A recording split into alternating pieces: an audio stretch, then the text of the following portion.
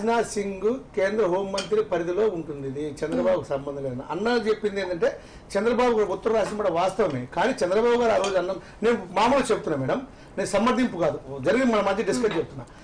మనం చర్చ రాంగ్ పోవద్దు, రాంగ్ ఆన్సర్ పోవద్దు. ఎవరి పార్టీ వాళ్ళకి గొప్ప, వాళ్ళకి పార్టీ వాళ్ళే రిప్రజెంట్ చేస్తాం.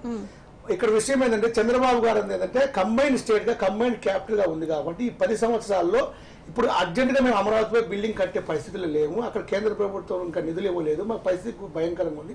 ఇక్కడ పరిస్థితులు మేము కలిసి ఉండాల్సిన పరిస్థితి, సెక్యూరిటీ కలిసి ఉన్నాయి, ఆస్తులు కలిసి ఉన్నాయి. దీంతో పాటు మన విభజన చట్టంలో అన్ని 11 షెడ్యూల్, 9 షెడ్యూల్, 3 షెడ్యూల్స్ లో ఆస్తులు పంచుకునేవి ఇవన్నీ ఉన్నాయి, చాలా ఉన్నాయన్నమాట. ఇవన్నింటిని విభజించుకుంటూ కోర్టు విభజించుకోవాలి, ఇబ్బంది అవుద్దేమో అని చెప్పి ఆయన అన్నాడు. తర్వాత కోర్టు కంపల్సరీ కట్టాల్సి అన్నారు. మన తెలంగాణ ముఖ్యమంత్రి గారు కూడా మనకు 4 ఆప్షన్స్ ఇచ్చారు. అవన్నీ జరిగినాయి, అవన్నీ ఉత్తర ప్రభుత్వాలు జరిగినాయి, అన్ని కరెక్టే. ఇందులో ఒకరిని తప్పు వ్యక్తిగతంగా చంద్రబాబు గారినో కేసీఆర్ గారినో ఎవరు తప్పడాల్సిన అవసరం లేదు. రాజ్నాథ్ సింగ్ కూడా ఆమె మళ్ళా కేంద్ర ప్రభుత్వ పరిధిలో ఉంది కాబట్టి రాజ్నాథ్ సింగ్ గారు చొరవ తీసుకోవాలి. అది ఎవరు మనం చంద్రబాబు గారు కేసీఆర్ గారు తీసుకున్న చొరవ కాదు, రాజ్నాథ్ సింగ్ గారు తీసుకోవాలి. ఇంకా అన్న చెప్పాడు ఇప్పుడు విషయం.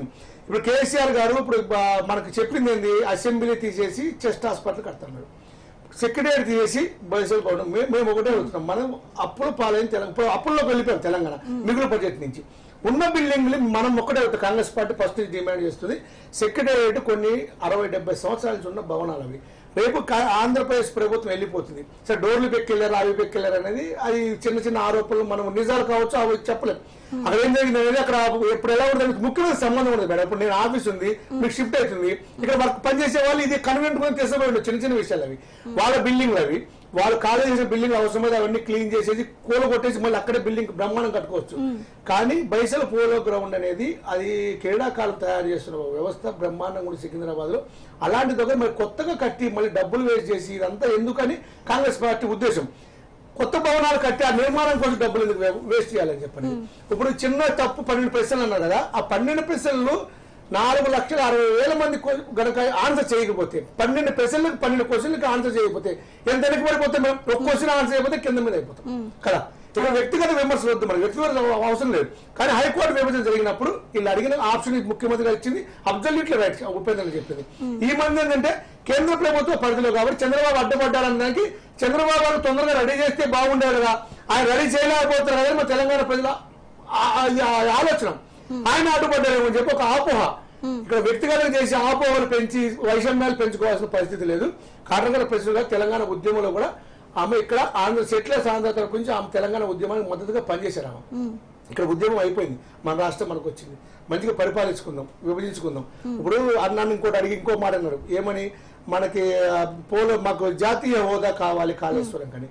ప్రాణిత చేవల్ల పాత ప్రాజెక్టు ఆల్రెడీ కొంత ఖర్చు పెట్టిన జాతీయ హోదా కోసం ఆ రోజు కేంద్ర ప్రభుత్వం యూపీఏ ప్రభుత్వం 2 రాష్ట్రాలు విభజించినప్పుడు పోలవరం జాతీయ హోదా, ప్రాణిత చేవల్ల జాతీయ హోదా పెట్టింది.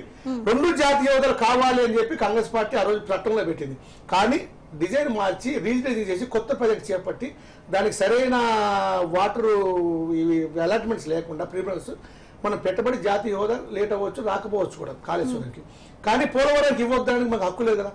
అదేవిధంగా మనము ఏమన్నా స్పెషల్ స్టేటస్ కావాలన్నారు. ఆ రోజు కవిత గారు, కేసీఆర్ గారు డిమాండ్ చేసే స్పెషల్ స్టేటస్ కవిత గారు బోర్డు పెడితే కూర్చున్నారు.